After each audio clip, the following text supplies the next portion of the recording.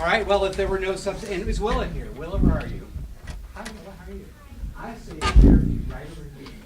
Why did I say a chair? Because you get to watch them as much as you get to watch them. I stare at these people staring at your peeps up there. Put you in playwrights there.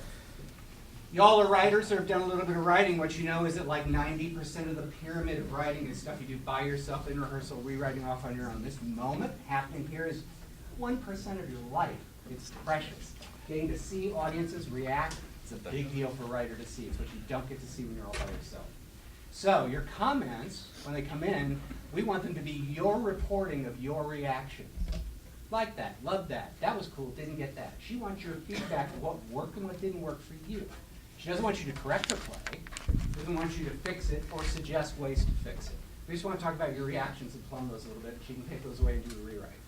So keep that in mind while you watch. This play is out. The writer, Willa Seeger Reed, is from Burlington High School. And the cast is Ben Hain playing the part of Jamie, Alex Nicosia playing the part of Isaac, Jackson Bisaccia. Thank you very much. And stage directions will be read by John Jensen. Jamie is 21 years old. Isaac, also 21 years old. Danny, 19 years old, almost 20. 3 college roommates living in an apartment off campus. The scene is an apartment living room. It is 4:07 a.m. Wednesday morning. At Rise, Jamie and Isaac are both sitting on a couch facing the audience. Isaac is reading a book. Jamie is shuffling a deck of cards and smirking. Enter Danny, stage left, through a door, either a real door on stage or he mimes and shuts it behind him. He fiddles with the buttons on his coat or his keys for several seconds while Jamie and Isaac watch him, bemused. Danny doesn't look up or notice that they are sitting there until Jamie speaks. Welcome home, Dan. Jesus Christ. You're late. God, you're still up? You scared the shit out of me. Where you been, Danny boy? Just out. And why the hell are you still awake? I thought you'd be... Can't a couple of bros sit up till 4 in the morning without getting their motives questioned? I can't believe... That we stayed up for you? You didn't come back. We were worried. You're not my parents, guys. Who says we are? But if we were, we'd have to have a very serious talk, young man. Oh, for God's sake. Dan, it's 4 a.m. on a Tuesday. Well, by now it's Wednesday. It's 4 a.m. on a Wednesday. And you never said you were going out. We didn't even realize you were gone till like 11. Gee, thanks. You didn't respond to our texts. You just kind of disappeared. You shouldn't have been so worried. Look, I'm here now. All in one piece. Yeah, but what if you... What were you doing anyway? You know, Nothing, just... Just what, Dan? Nothing, jeez, don't worry about it. Can I go to bed now? It's okay. You can be honest with us. Now, dude, tell us, truthfully. Was it hard drugs? Oh my God! No! Nothing like that, jeez. Out at a rager or something? He's not drunk, Isaac. Thank you. He'd be much more giggly if he was drunk. Oh, come on, guys. I wasn't doing anything nearly as bad as that, and definitely not anything illegal. Well, not illegal anymore. If it wasn't so bad, then why don't you tell us? Because it's my life, and I'm not getting hurt, so it's none of your business. He was always the troublesome one. They start so young. You're not my parents! Screw this. I have class in 5 hours, so... Blocking his path. Oh, come on, Dan. Dude, you gotta tell us. We waited up all night. All this time. We've been awake for hours, and you know what you know what we've been doing? Playing Go Fish because my laptop's dead. He can't find his charger. And we couldn't remember how to play any other card games, and Jamie keeps winning. Your night has to have been more interesting than ours, so spill. Is this still about you being worried for me? Well, now we're just curious. Come on, man, what is it? Gallivanting the streets with a ragtag bunch of circus performers? What? Attending a musical protest in an empty lot? Isn't that the plot of Rent? Sneaking into Central Park Zoo? We don't live in New York. Ooh, I know. You were performing in an underground drag show. Oh, come on. Did you suddenly decide to be a tattoo artist, but for one night only? Or a circus performer. Didn't you say that already? A getaway driver for a bank heist. Nice. Yes. Thanks. Oh, God, stop it. I was out with some friends. Ah, I see. Friends. Who then? Not my parents. Oh, come on, Isaac. Who? Just friends. Friends that we know? No, probably not. Friends, plural? Okay, no. Just one. A girl? No. A guy. Ooh. Who? Not like that. Like what then? He gradually crosses behind Danny and puts his arms around his shoulders. Out with some boy that you didn't want to tell us about till 4 a.m? Now, Jamie and I are inferring a lot here, but if you don't want us to jump to conclusions, please, by all means, fill us in. It wasn't just some boy. It was Miles, Jamie. You know Miles, right? And we weren't, we were just talking. Jamie and Isaac both lean in closer, wanting to hear more. Did you fuck him? What? God, no! Why not? He's totally fuckable. I'd fuck him. With his consent, of course. Turning back to Danny. So are you gay? I don't know. It's cool. So is Isaac. What?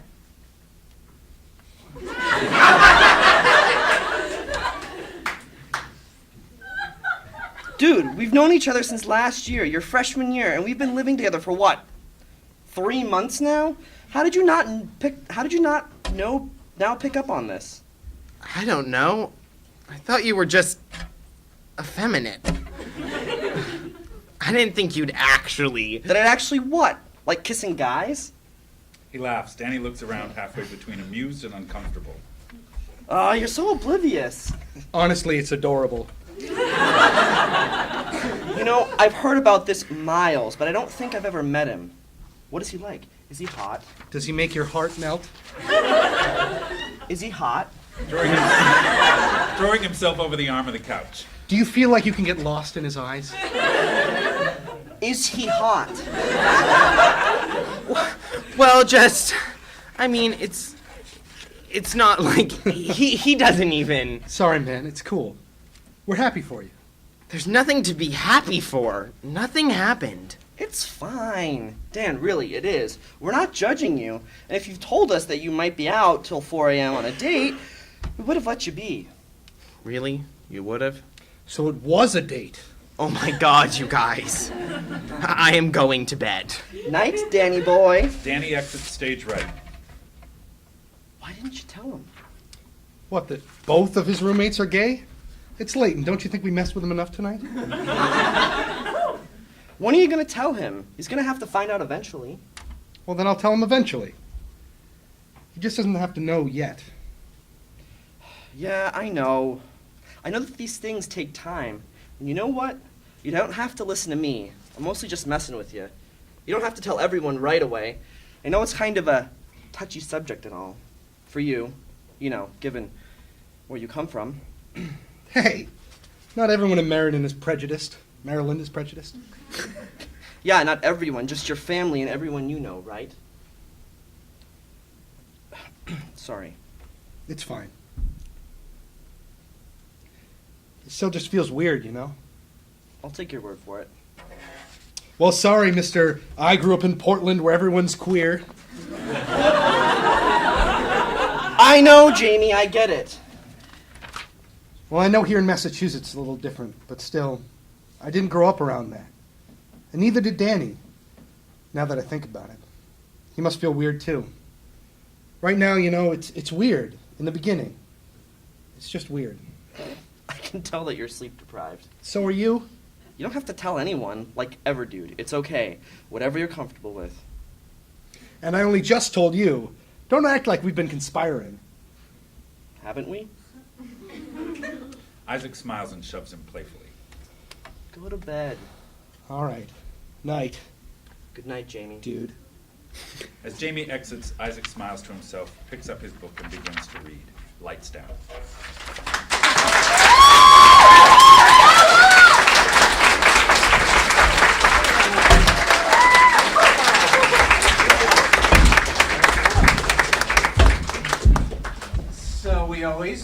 by letting the playwright ask any questions you have about things you want to know about people's reaction to material. So why don't you start, and anybody can start texting your comments as you go.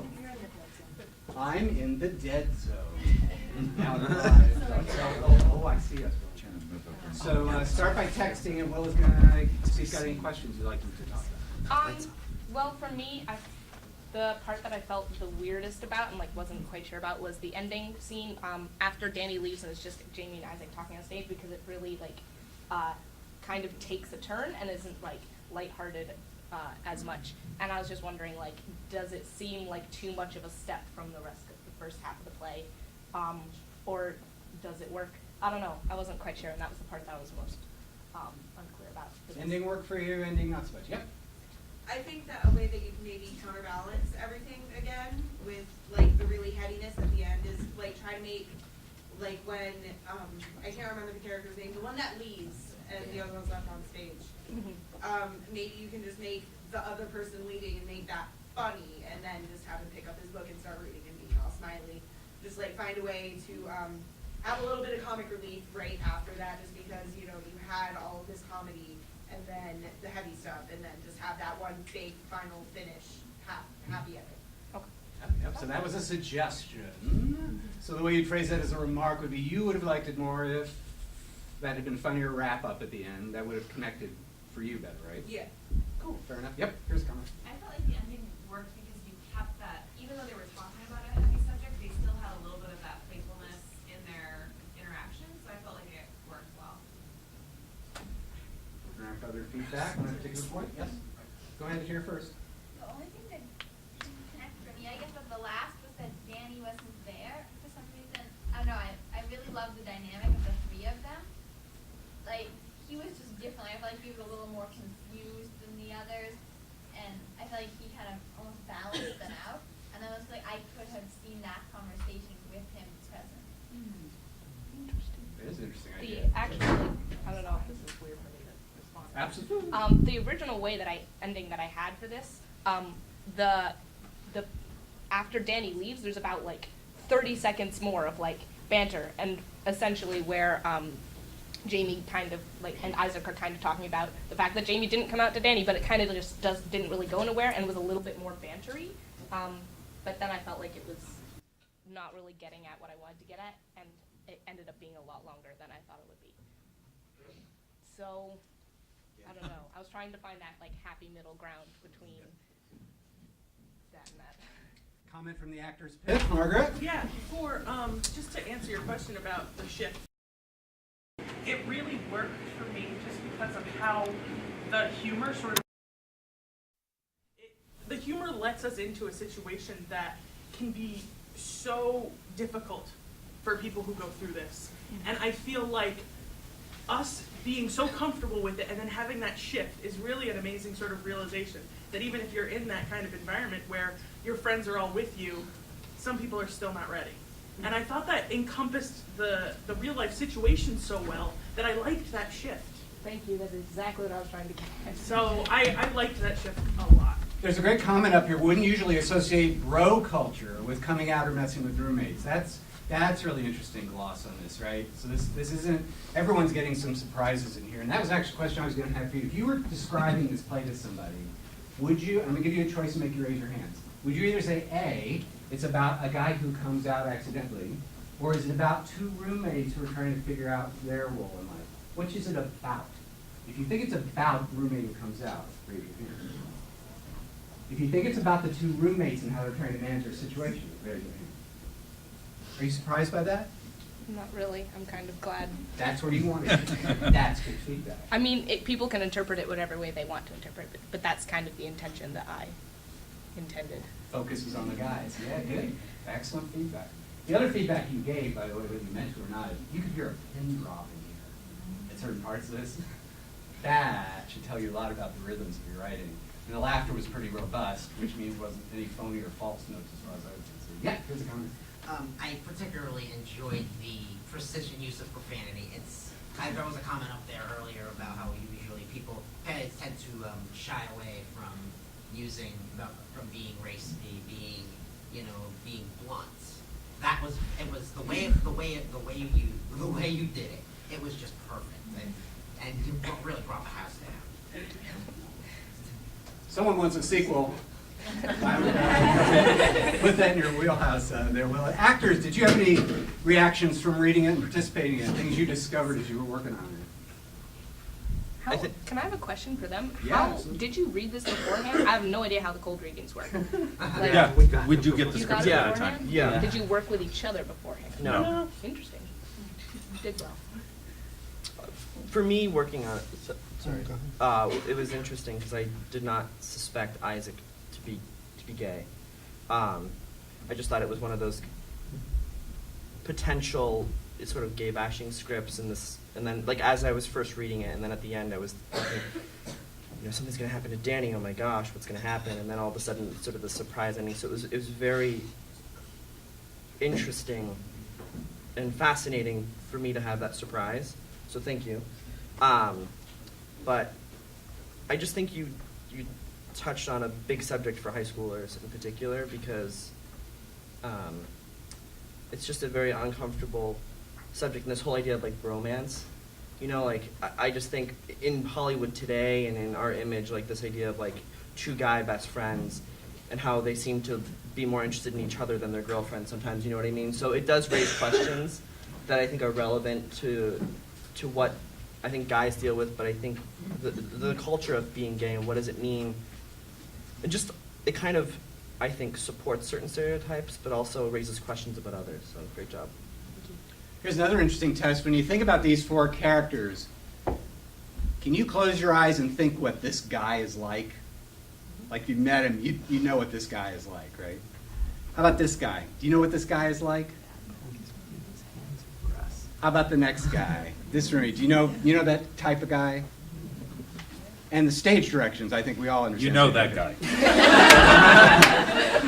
So what Willa has done in a very short period of time is create distinct characters that are separate from each other. That's a big deal. It creates the dynamics on stage, but it's not easy to do in a short space.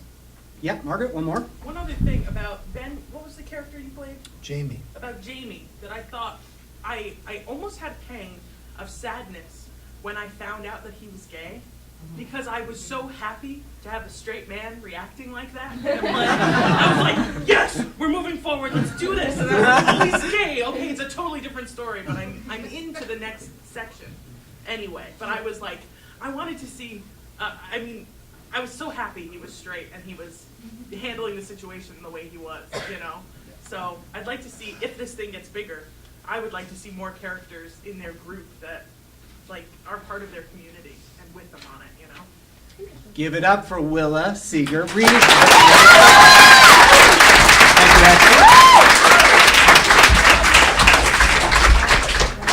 The next play is Frosty Toe.